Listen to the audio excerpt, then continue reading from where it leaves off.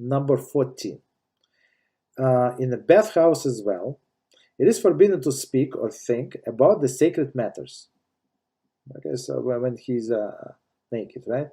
It is further forbidden to say any names designated for Holy One, blessed be He.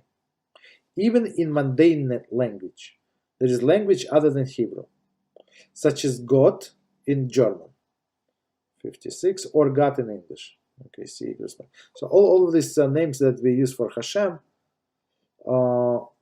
so we don't say them in the shower, basically, or Bog in Polish and Russian. When in a bathhouse or in the filthy streets. So basically, in the olden days, they would put all the filth like outside. So or you I don't what would be the example? Maybe you're somewhere outside and you need to pray, and there is a dumpster, right? So and it smells bad. So basically, you're not allowed to pray there. You have to distance yourself. Continue. It is likewise forbidden to greet one's fellow in these places with the word shalom, peace, right? Because shalom is one of the names of the Holy One, blessed be He.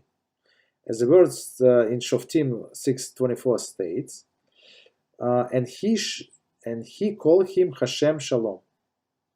So it's very important not so shalom is one of the name of HaShem. So basically, it's be careful. For example, if you have a son named Shalom, or you have a friend whose name is Shalom, so he's in the bathroom, or you're in the bathroom, so don't call him. Regarding the person whose name is Shalom, okay, here we go. Regarding the person whose name is Shalom, some authorities prohibit calling him by his name in the above places, and some permit it.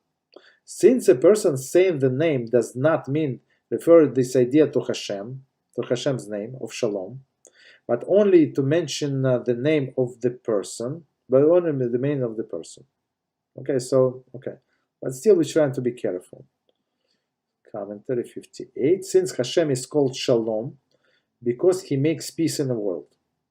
Right, so to support to Shabbos 10b, this opinion maintains that this is only prohibited to use the word Shalom to convey the meaning of the peace, such as greeting. Okay. Continue.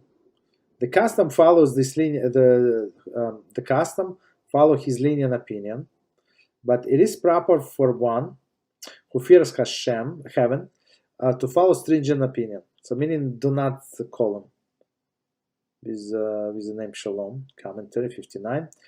When calling a person named Shalom, he can either swallow the last